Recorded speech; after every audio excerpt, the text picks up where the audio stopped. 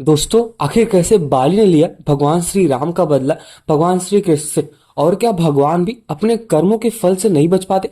तो आज के इस वीडियो में हम जानने वाले हैं कि कैसे बाली ने लिया भगवान श्री राम से बदला। इसको जानने के लिए बस वीडियो में अंत तक जरूर बने रहे, वीडियो को अंत तक जरूर देखें। और अगर वीडियो पसंद आए तो वीडियो को लाइक जरूर करना और चैनल को सब्सक्राइब तो अवश्य कर देना। तो चलिए फिर शुरुआत करते हैं और जानते हैं सभी सवालों के जवाब। दोस्तों, जैसा कि आपको भी पता है, वानर राज बाली किष्किंधा का राजा और सुग्रीव का बड़ा भाई था। बाली का विवाह वानर वैद्य राज सुसेन की पुत्री तारा के साथ संपन्न हुआ था। तारा एक अप्सरा थी। उसके साथ ही साथ बाली के पिता का नाम वानर श्रेष्ठ ऋक्ष था। बाली के धर्म पिता देवराज इंद्र थे। बाली का एक पुत्र था जिसका नाम अंगद था। बाली गदा और मल्ल युद्ध में पारंगत थे और ऐसा भी बताया जाता है कि बाली उड़ने में भी सक्षम थे। धरती पर उसे सबसे शक्तिशाली माना जाता था, क्योंकि ऐसा भी कहा जाता है कि बाली ही था जिसने रावण को 6 महीने तक के आसपास तक अपने कांख में दबा के रखा था। रामायण के अनुसार बाली को उसके धर्म पिता इंद्र से एक स्वर्ण हार प्राप्त हुआ था। इस हार की शक्ति अजीब ही थी। इस हार को ब्रह्मा जी ने मंत्र युक्त करके यह वरदान दिया था कि इसको जो कोई पहन लेगा वो रणभूमि में कभी भी अपने दुश्मनों से हारेगा नहीं। और जब सामने योद्धा आएगा जो अपोजिशन वाला होगा, उसकी आधी शक्ति बाली के अंदर समा जाएगी। इस प्रकार से बाली हमेशा अजेय रहता था। बाली ने अपनी शक्ति के बल पर दुदुम्बी, मायावी और रावण को परास्त किया था। बाली ने अपने भाई सुग्रीव की पत्नी को हड़प कर उसको बलपूर्वक अपने राज्य से बाहर निकाल दिया था। हनुमान जी ने सुग्रीव को भगवान श्री राम से मिलाया। इसके साथ ही साथ सुग्रीव ने अपनी पीड़ा बताई और फिर भगवान श्री राम ने छुपकर बाली को तीर चलाया, जबकि बाली और सुग्रीव में मल्ल युद्ध चल रहा था। ऐसा कहा जाता है कि सुग्रीव की जान बचाने के लिए और तो और जब बाली ने सुग्रीव के साथ गलत किया था, इसको मतलब सब कुछ ठीक करने के लिए भगवान श्री राम ने उसको छुप के मारा था। क्योंकि ऐसा कहा जाता है कि बाली के अंदर इतनी शक्तियां थी कि जब भी कोई उससे लड़ता था तो उसकी आधी शक्ति बाली के अंदर समा हो जाती थी। चूंकि प्रभु श्री राम ने कोई अपराध तो नहीं किया था, लेकिन फिर भी बाली के मन में एक संदेह था, एक ऐसा दंश बन गया था कि उन्होंने बाली को छुप के मारा है। जब भगवान श्री राम ने कृष्ण के अवतार में जन्म लिया, वो भी महाभारत में, तब इसी बाली ने जरा नाम के एक बहेलिया मतलब जो शिकारी होते हैं उनके रूप में जन्म लेकर, कहा जाता है कि प्रभाव क्षेत्र में विषयुक्त तीर से भगवान श्री कृष्ण को हिरण समझकर तब वहां पर मार डाला था। अब ऐसा बताया जाता है कि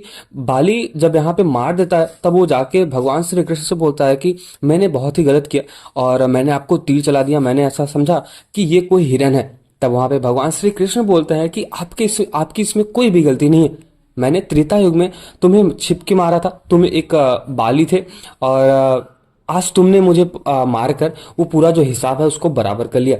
तो चलिए फिर आगे और हम जानते हैं कि आखिर ये यहाँ तक पहुंचे कैसे।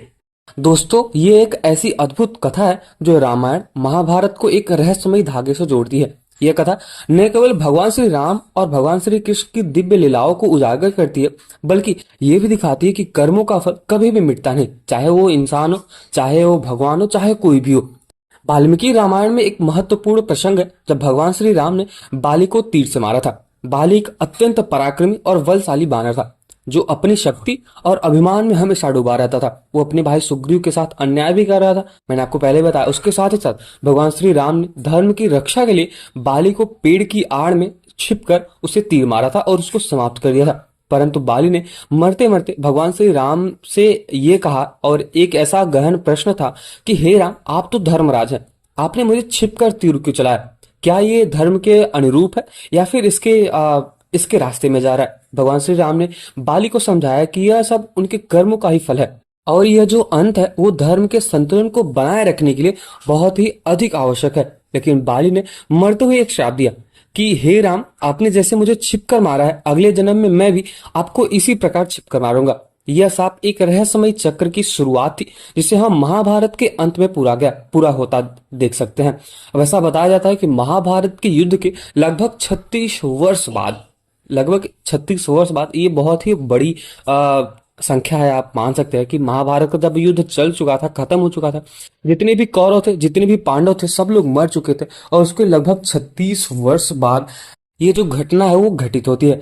धार्मिक ग्रंथों के अनुसार बाली का पुनर्जन्म महाभारत काल में एक जरा नामक शिकारी के रूप में हुआ था। जरा एक बहुत ही गरीब और साधारण भील था। भील मतलब जो हिरन को मार के खाते या फिर शिकार करते उनको भील कहा जाता है।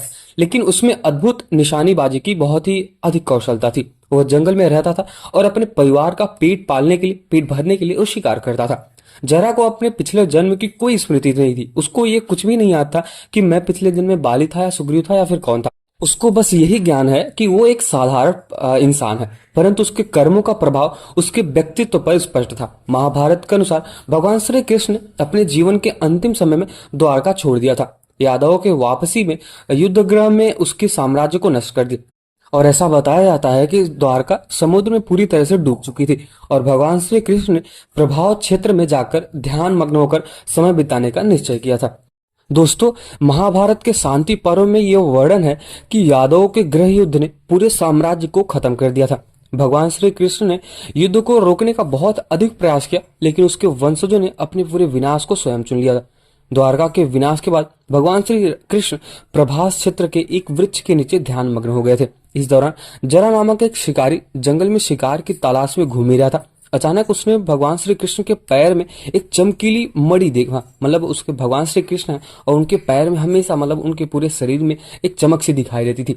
जब जैसे ही उसको दिखाई दिया कि एक मणि जैसा है, तो फिर जरा ने इसे हिरण की कस्तूरी समझ लिया और अपने तीर धनुष पर चढ़ा दिया। सीधा तीर भगवान श्री कृष्ण के चरण पर लगा, उनके पैर पर लगा। जैसे ही जरा उनके पास पहुंचा तो वह देखकर स्तब्ध रह गया कि उसने भगवान श्री कृष्ण को घायल कर दिया है। जरा ने भगवान श्री कृष्ण से माफी मांगी, लेकिन भगवान श्री कृष्ण मुस्कुराते हुए और शांति प्रदान की। उन्होंने कहा कि हे जरा, यह सब मेरे ही कर्मों का फल है। पिछले जन्म में जब मैं श्री राम के रूप में अवतरित हुआ था, तब मैंने बाली को छिप कर मारा था और वो बाली कोई और नहीं बल्कि तुम ही थे। और आज वही बाली जो अब जरा के रूप में जन्मा है, तो इस प्रकार इस चक्र को पूर्ण कर दिया आपने ही।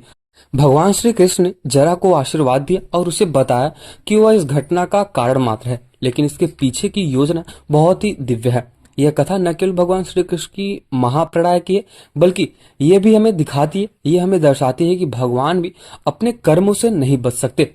इस कथा का सबसे गहरा संदेश तो यही है कि कर्म का फल अटल होता है, चाहे वो मनुष्य हो, चाहे वो साधारण मनुष्य या फिर स्वयं भगवान ही क्यों ना हो। उनके कर्मों का हिसाब किताब कभी भी अधूरा अगर रहता है तो उसको पूरा ही करना पड़ता है। बाली और जरा के रूप में यह चक्र पूर्णता को प्राप्त करता है, जो दर्शाता है कि न्याय और संतुलन का नियम किसी भी इंसान के लिए, किसी भी देवता के लिए अपवाद नहीं है। यह कहानी हमें ये भी दिखाती है कि हमारे कर्म हमारे भविष्य को आकार देती है।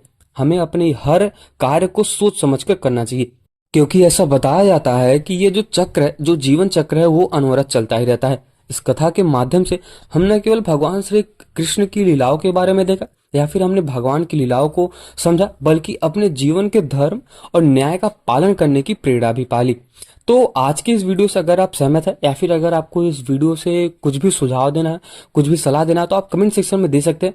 और अगर आपको ये वीडियो पसंद आया हो तो वीडियो को लाइक जरूर कर देना और चैनल को सब्सक्राइब तो अवश्य कर देना। मिलते हैं किसी और वीडियो में, तब तक के लिए कमेंट सेक्शन में एक बार जय श्री कृष्ण और जय श्री राम तो जरूर लिख देना। मिलते हैं किसी और वीडियो में।